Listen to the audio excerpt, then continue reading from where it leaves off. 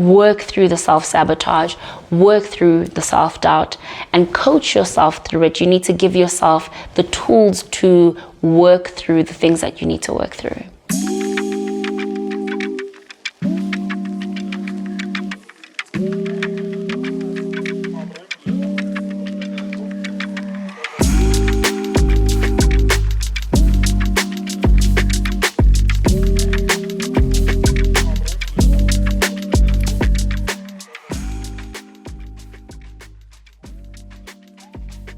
So, being cringe, I think being cringe personally is really leaning into the things that are uncomfortable, that are challenging, that are your shadows, and leaning into those. That's the stuff that is cringe. The things that you don't want to deal with, the things that you would rather put off, the things that you would hide away from, the things that you would run away from. The things that are very hard to face, but you know need to be faced.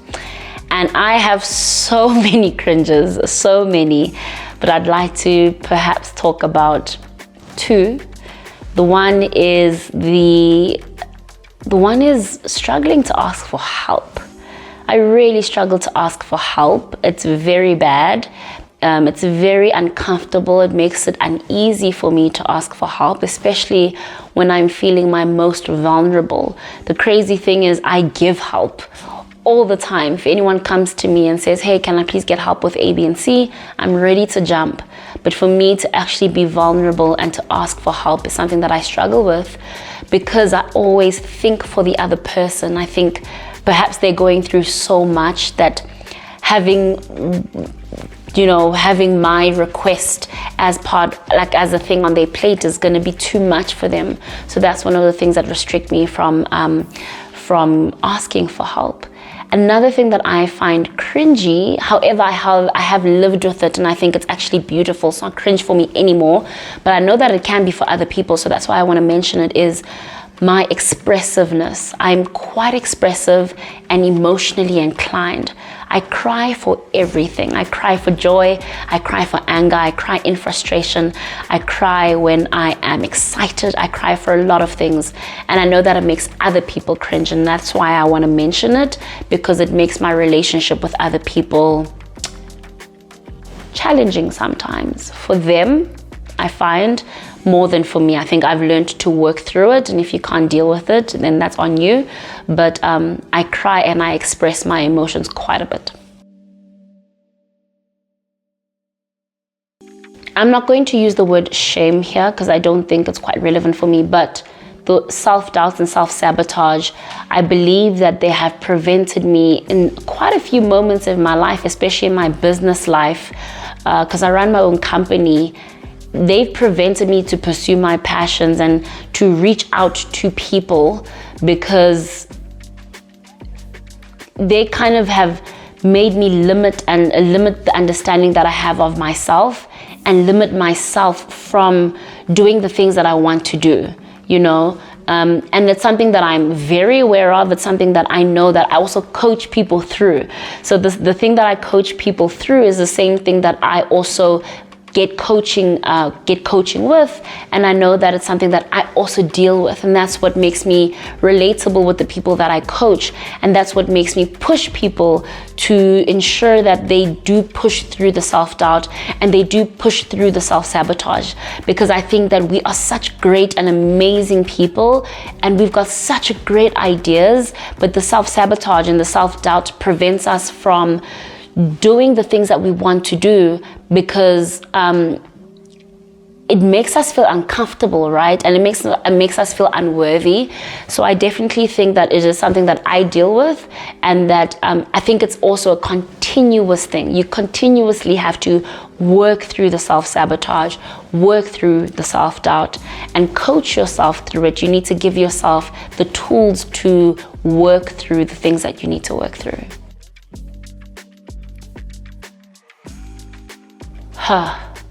When I started my company 4 years ago, I definitely believe that my company was given to me by God, by Jesus Christ, as a way for him to,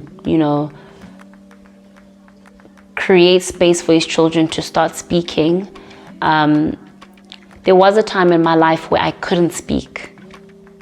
I literally couldn't speak. And I run a speaking company, right? I help people speak in public, but I lost my voice for many months. And it was because I think it was a godly thing that he created it for, so that he made that happen to me so that I could know what it was like for his children to experience what it is to struggle to speak. But I also think it came from self-doubt. I'm very good at articulating myself, but I wasn't at the time good at running a business. And the self-doubt hindered me. So I took many years to find my feet again and to realize that the service that I'm providing is something that I'm good at, but the running of the service as a business was something that I'm not good at, and that it was something that I needed to learn. And it stopped me, and not knowing how to speak and not knowing how to run my business and having so much doubt and shame that I don't know things about business made me restrict myself. It stopped me from reaching out to the people that I need to reach out to. It stopped me from selling the services that I needed to sell to people. And it took away my time, honestly. It took away so much of my time that I feel like I could be so far right now in my organization.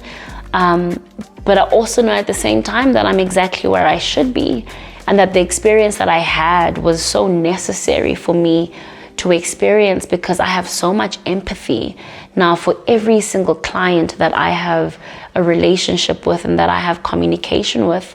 I truly, fully and soulfully understand the pain that they go through when they tell me that I'm so scared of speaking and I'm scared of using my voice, because I experienced that fear from God, because it was from God. Not knowing how to speak for all those months was an experience from God.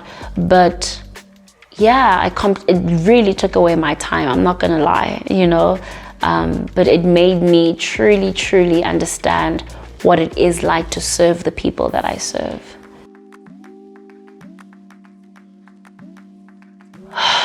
I think there's something my mentor said to me once. We were having a conversation and she was like, why do you put so much pressure on yourself to be successful? And I mean, that's the culture that we in societally, right? Like, you've got to push, you got to make things work. Now you've got to have the money, the cars, the house, everything. You've got to have it now, and you better be thriving. And if you're not posting it on Instagram or on LinkedIn or on Facebook, then you're not successful. And there was a time in my life where I fed into that, where I was not sleeping, I wasn't taking care of myself, because I was trying to push the narrative and I was trying to live up to the expectations of what society says about who I should be and where I should be. And when my mentor said that to me, it really shook me, because I didn't know why I was, pushing myself so hard, unrealistically.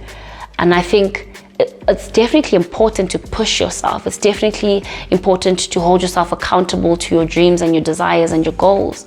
But when you do it to somebody else's drumbeat, that's where the problem is. And for me, it took away from my authenticity. It took away from my voice. It took away from my ability to express myself. And I think that learning how to run my own race, learning how to carve my own path. I've always gone against the grain, going to an art school, being an actress. Everyone always said, you've got to do a BCom, you've got to do marketing, you've got to do, accounting, you've got to do engineering. But doing going the artistic route was going against the grain, and trying to go, towards other people's drum beats took me away from that.